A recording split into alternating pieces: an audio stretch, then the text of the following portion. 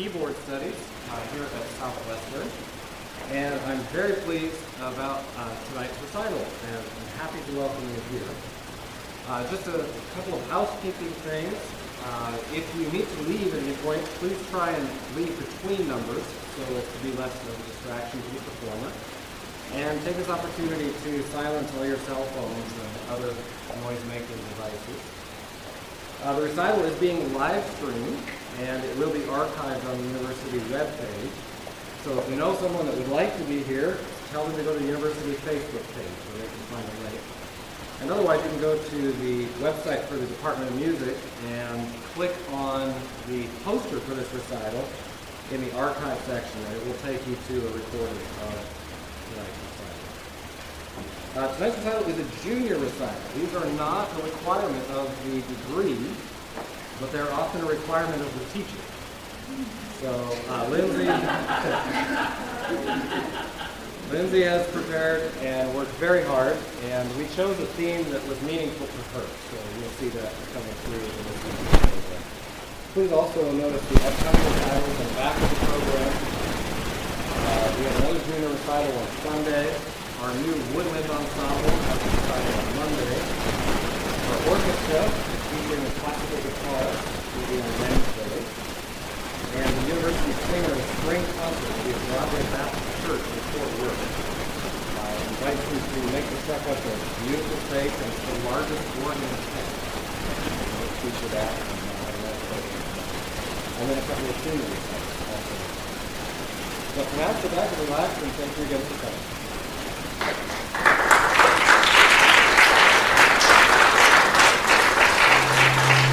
For centuries, women in music have been delicately woven together.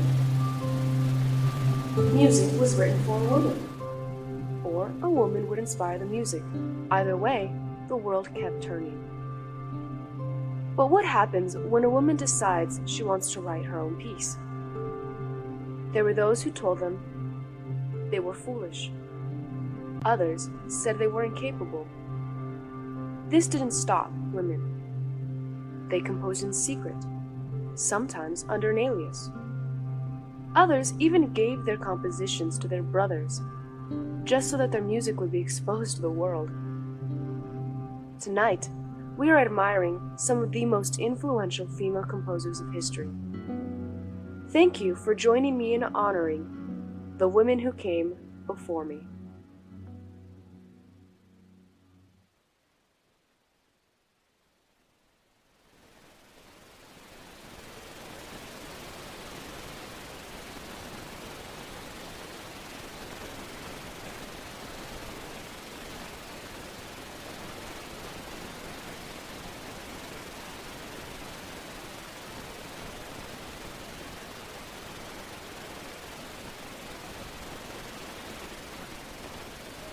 Fanny Mendelssohn, born November 14, 1805, in Hamburg, Germany, was a pianist, composer, and the eldest sister to well-known composer Felix Mendelssohn.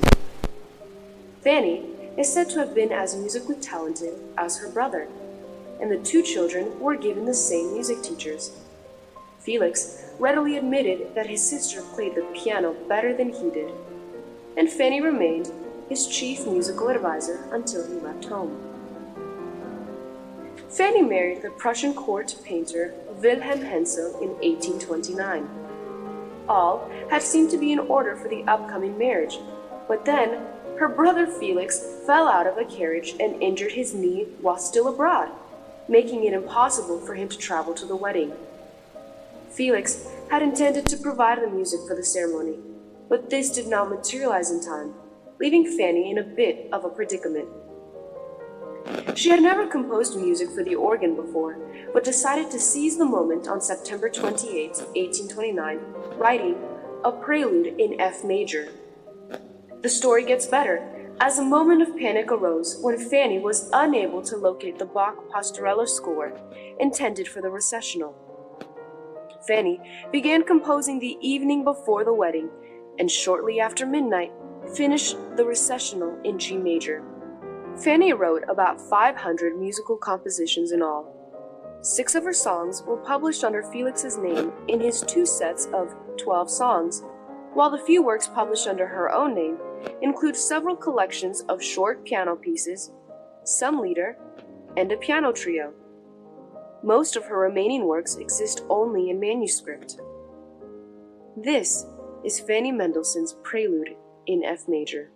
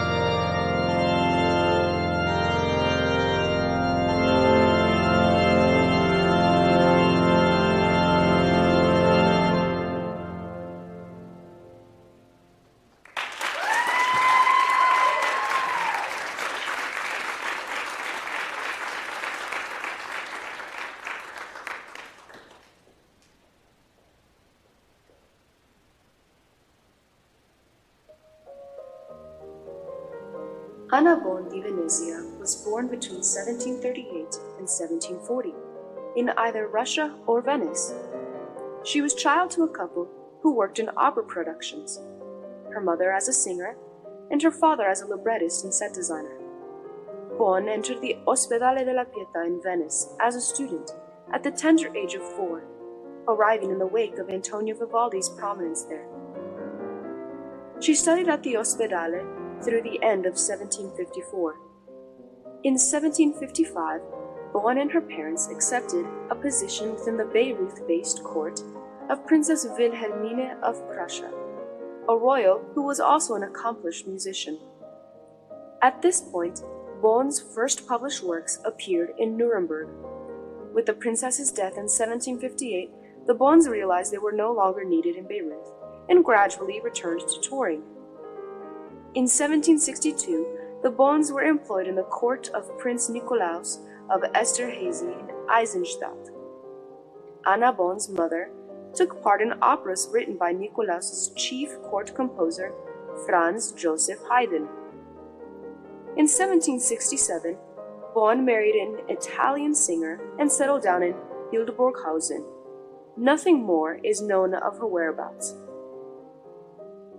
Despite the tiny dimensions of Bon's catalog, the work itself is potent. Its maturity, sophistication, and originality run in direct contradiction to the fact that nearly all of Bon's surviving music had to be composed before she turned 20. Although Bon is often shown as having died in 1767 when she married, and there are references to her short life, there's no actually known record of her death. Bon simply disappears from history, so after her marriage, she's in a sense dead to posterity. This is Anna Bon's Sonata in G minor.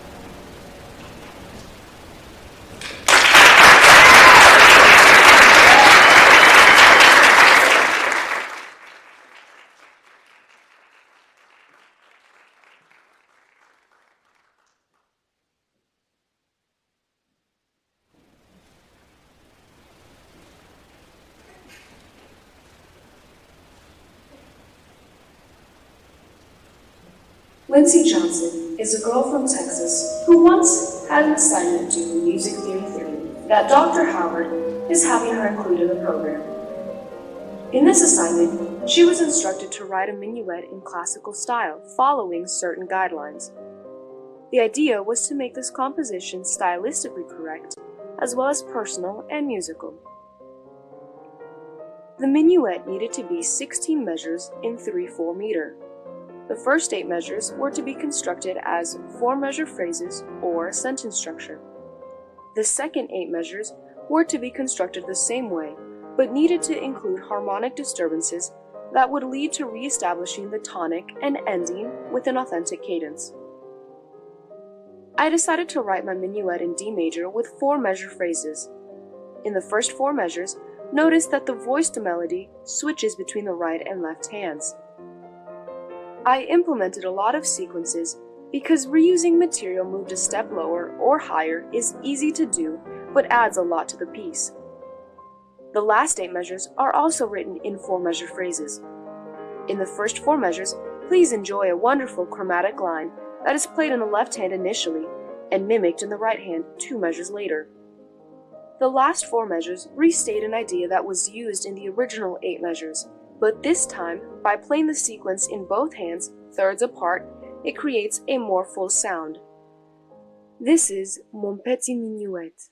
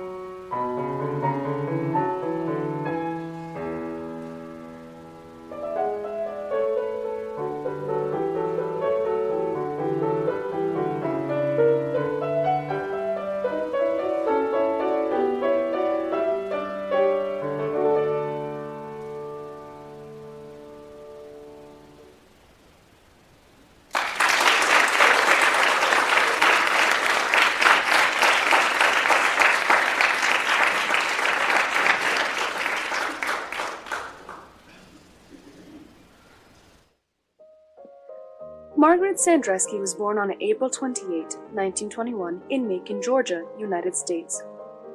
When she was a little girl, she would fall asleep to the sounds of her father practicing the piano. He was a composer and the dean of the music school at Salem College. Her mother also had a degree in piano and voice. Strains of classical compositions and Moravian melodies frequently filled her home and her heart.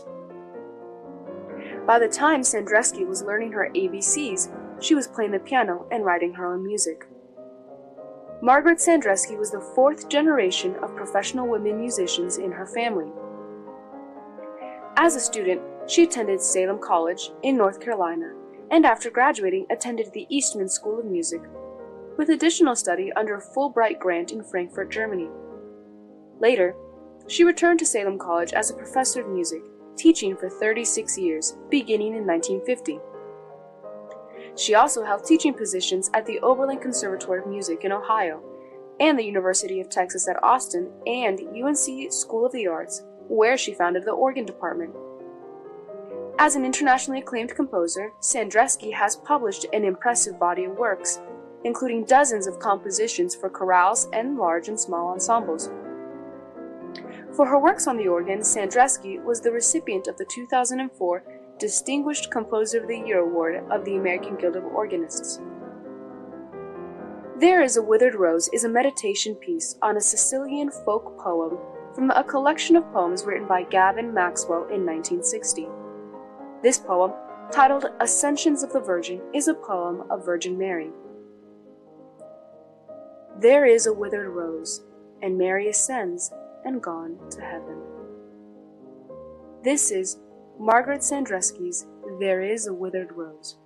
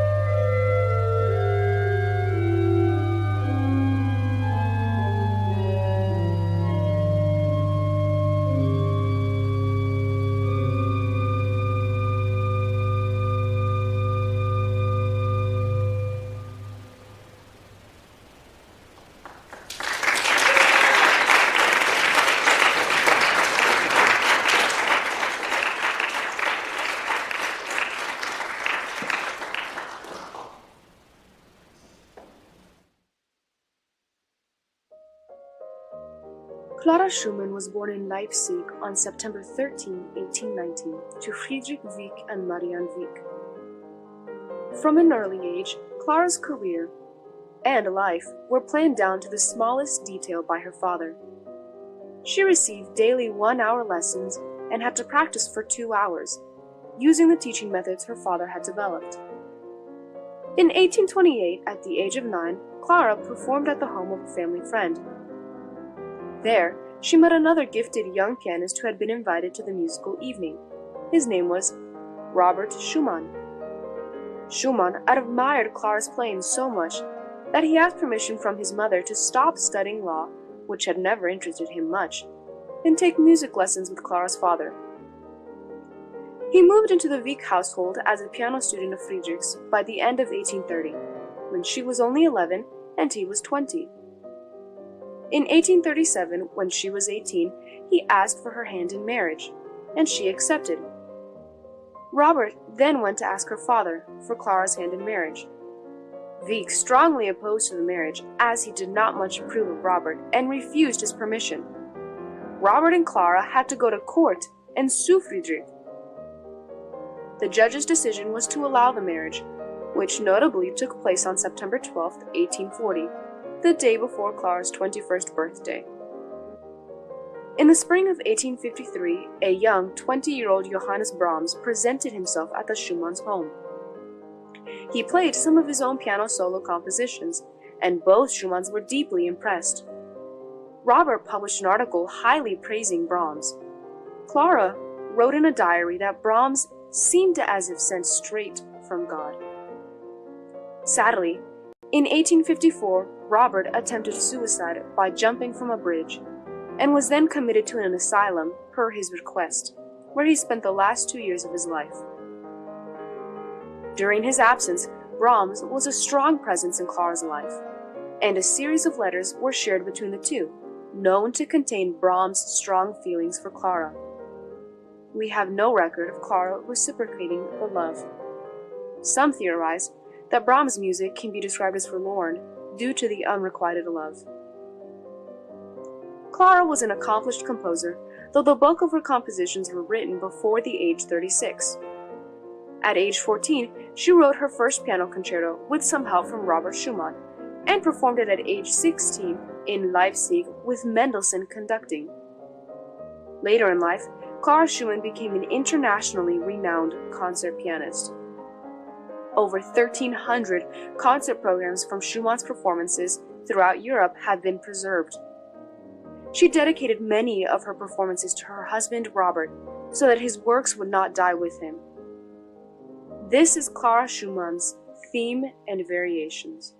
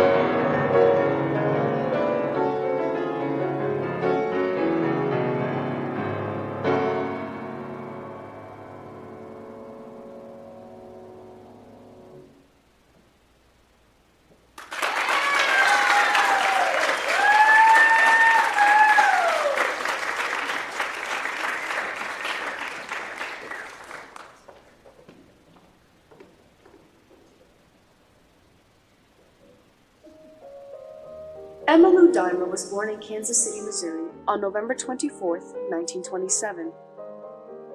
Dr. Dimer played the piano and composed at a very early age and became organist in her church at age 13.